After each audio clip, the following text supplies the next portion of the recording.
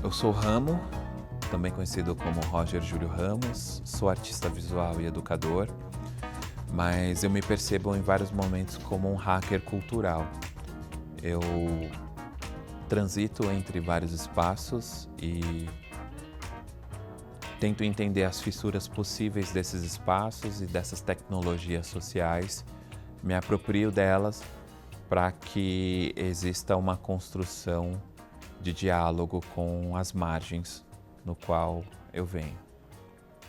Primeiro eu parto do princípio que o jazz, ou como a Nina Simone diz, né, a música clássica afro-americana, ela não só serve como uma inspiração muito potente para a minha produção, como ela é, em vários sentidos, norteadoras. Ela funciona quase como uma âncora, né, como um lastro para me firmar dentro dos territórios de África e fazer a ligação com os territórios de América, né? Tentando encontrar um espaço onde seria essa possível Améfrica, né? Que a Lélia Gonzalez aponta, assim. E o mais interessante dentro desse aspecto do jazz é que ele chega para mim através de outras mídias, né? Bom, meu primeiro contato com jazz, ele vai acontecer a partir das mídias de massa, né? Foi através de uma animação chamada Snoopy, onde o Stan Getz e o Vince Gerald eram os arranjadores e faziam a trilha sonora da animação. E aí já era uma animação com uma pegada muito diferente, assim, né? Mais ambientada numa lógica mais filosófica, assim. E aí eu sempre achei esse desenho muito particular, muito fora da casinha, dentro da TV aberta. E como eu sempre fui muito fora da casinha, assim, eu gostei muito da animação e fui tendo contato com essa energia. E aí, com o passar do tempo, conforme a gente vai crescendo e conhecendo pessoas, vão chegando as famosas mixtapes, né? Eu sou da época da fitinha cassete que chegava na mão quando você estava jogando basquete ou quando você estava trocando ideia com alguém na rua, assim. E o meu território, Mauá, tem uma cena musical muito proeminente, assim, muito forte, né? Tanto é que tem grandes bandas que saem de lá e que estão produzindo jazz de uma maneira totalmente descentralizada, que é o caso da Normand Orquestra ou do Conde Favela. Agora a gente tem o Baquimbunta também, que tem esse flerte também com jazz, com dancehall e com o rap principalmente. E isso foi ativando a minha imaginação como artista e como pessoa da diáspora, que não tinha tanto essa referência na TV. E às vezes a situação de acessar, por exemplo, os grupos de axé, os grupos baianos na TV, ainda não tinha uma ligação por conta dessa falta de repertório da minha parte, da minha formação, para fazer essa ligação com a África, né? Com o sagrado e também com a própria história afro-brasileira, né? Rolou uma desconexão quando meus pais decidiram cada vez mais ir para o território de Mauá e cada vez mais se ligar a outras formas de saber, né? Outras espiritualidades e também esse ritmo mais industrial, que é uma pegada muito forte no ABC e em Mauá não é diferente, assim. Então é um processo mais amplo, né? Você não ouve jazz, você é jazz. Existe uma atuação no mundo com isso. O movimento do jazz, ele parte de uma premissa de conflito um pouco com a crítica musical norte-americana. E aí quando a gente fala de crítica musical norte-americana, a gente fala de pessoas não negras escrevendo e fazendo suas leituras a partir do processo do jazz, assim. Então, em muitos sentidos, tanto a Nina quanto o Miles Davis, Wayne Shorter, Joe Coltrane e músicos mais antigos, desde a geração do Louis Armstrong, por exemplo, já pleiteavam outros termos para além do jazz, né? E a Nina, ao meu ver, ela coroa esse processo quando ela fala que essa música que está sendo desenvolvida e esse rótulo que a indústria traz, ainda assim não dá conta porque existe uma série de referências que os brancos norte-americanos não comungam, né? E que é muito tradicional dentro da cultura afrodiaspórica, né?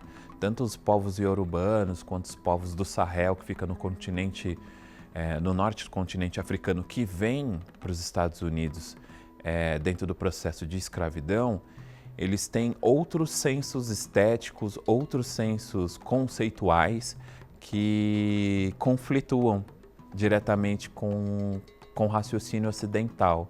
A crítica branca ela não dá conta por uma questão cognitiva mesmo, de repertório. Então por isso que a Nina traz essa provocação e muitos artistas ainda permeiam esse convite, né, de pensar o movimento como um todo a partir de quem o faz, não de quem lê de fora o processo. É muito tradicional nas técnicas e estéticas de música negra existir os processos de distorções, né? Fazendo um paralelo do jazz com o dub, quando o DJ, o selecta, faz aquela reverberação, isso é muito tradicional em África, mas não é nada tradicional na música clássica europeia, assim. Então, se hoje a gente consome músicas que têm um formato muito próximo do ruído, é por conta da contribuição afrodiaspórica, né? E isso vai de conflito direto com a formação da música europeia, que tinha outros processos, né? O corpo ele era só um mecanismo por qual a música passa, porque a ideia é muito mais importante. Dentro dos códigos de África, o corpo é fundamental para o processo, porque ele é a plataforma que fomenta o ritmo. O jazz ele é muito interessante porque ele é uma arte que não só conecta afrodiaspóricos com seu território tradicional e com a história pregressa antes da colonização, mas ele também reafirma que a colonização não define quem são os afrodiaspóricos. A produção afrodiaspórica ela não é definida pela dor e pelo trauma. Ela funciona fluindo em meio a esse processo de dor para que exista uma expansão criativa dentro de um novo território, com outras relações, com relações com os povos que já estavam aqui e com os povos que vieram depois desses processos. Então, essa experimentação e essa gig cultural é muito rica, né? E isso vai sedimentando nas novas formas de performar o jazz. O movimento do afrofuturismo ou futurismo de quebrada, que é uma espécie de ramificação do afrofuturismo, ele é nomeado por um crítico de literatura branco, e esse termo tem sido cada vez mais discutido entre a comunidade afrofuturista, afropresentista ou africafuturista. Mas o exercício é tentar contemplar um mundo dentro do presente, mas que dialogue e beba na fonte do passado, para desenhar possíveis futuros. Isso pode ser dentro do campo da ficção científica, que é o eixo central dentro do afrofuturismo, ou pode ir para um processo mais ligado ao presente, mas que essas pessoas que estão no presente dialogam com as tecnologias futuristas. Um ótimo exemplo visual desse processo seria os livros da Octavia Butler, por exemplo, ou os filmes do Chadwick Boseman com o pessoal da Marvel, como um Pantera Negra, o Clip Cox Essência, do Criolo, com o futurismo de quebrada, né? Como é que a tecnologia vai influenciar a nossa relação com o entorno, lembrando que todos os atravessamentos políticos, sociais e aquela dor que a gente comentou no passado, ela também existe no processo, né? Então, eu entendo que o afrofuturismo, o futurismo de quebrada, são exercícios criativos para discutir o presente, sempre ligado ao passado, e olhando para esses futuros possíveis. É um exercício prático de Sankofa.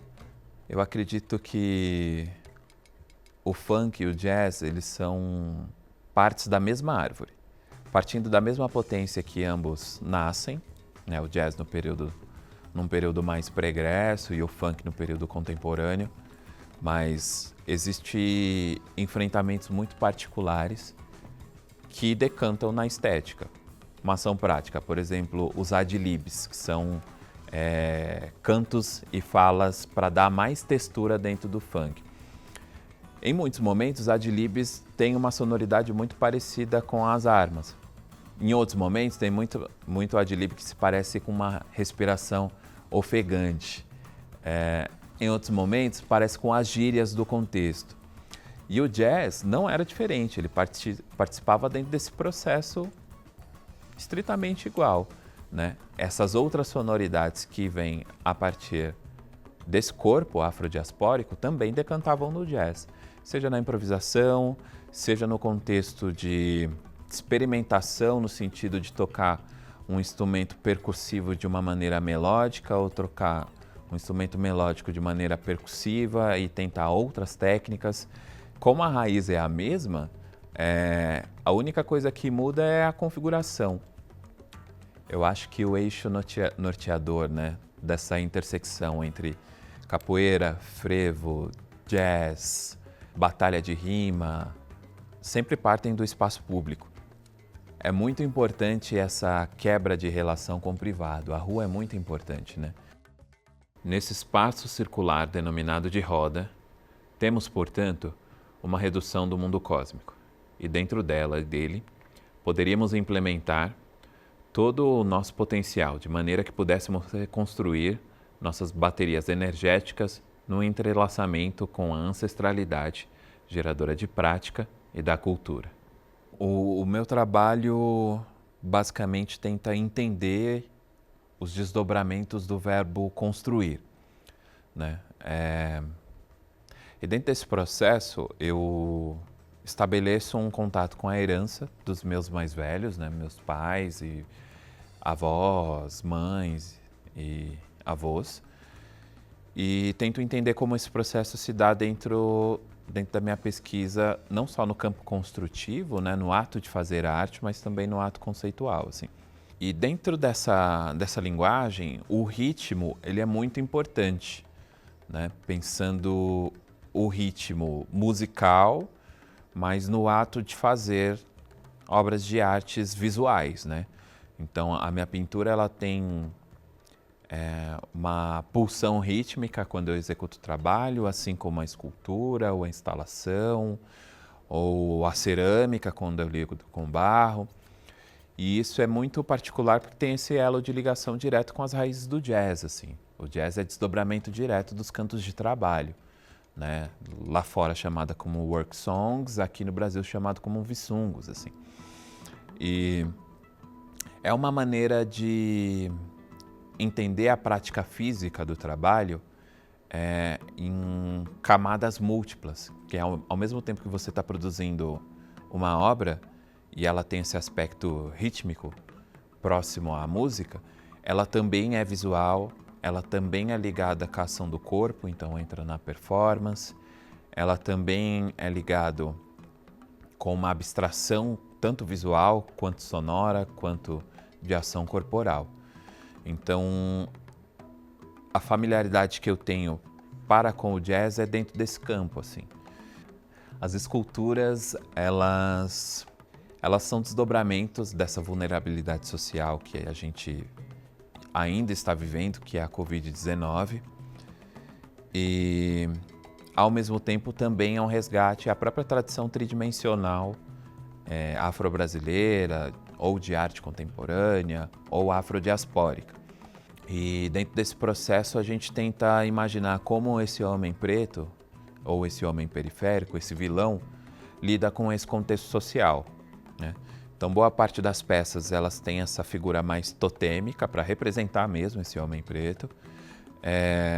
Existe também uma escolha de materiais precisas, né, que é a cerâmica, que é o barro, literalmente queimado, que é metais, que é a madeira, que são materiais muito ligados à própria instrumentação das esculturas tradicionais em África, das esculturas tradicionais daqui dos povos originários, e também a mesma matéria-prima de instrumentos vários, né, vindos com a diáspora e que ainda hoje atuam, né? O meu processo ele vai se dar dentro dessa pesquisa através de uma ação rítmica no momento do entalhe, quase como a capoeira, nesse sentido de ficar numa divisa entre música, escultura e a ação do corpo com essa performance, buscando um pouco da minha identidade, mas sacando também como isso pode se dar dentro da produção contemporânea brasileira, né? Então, um resgate para trás, dentro do presente, para desenhar o futuro.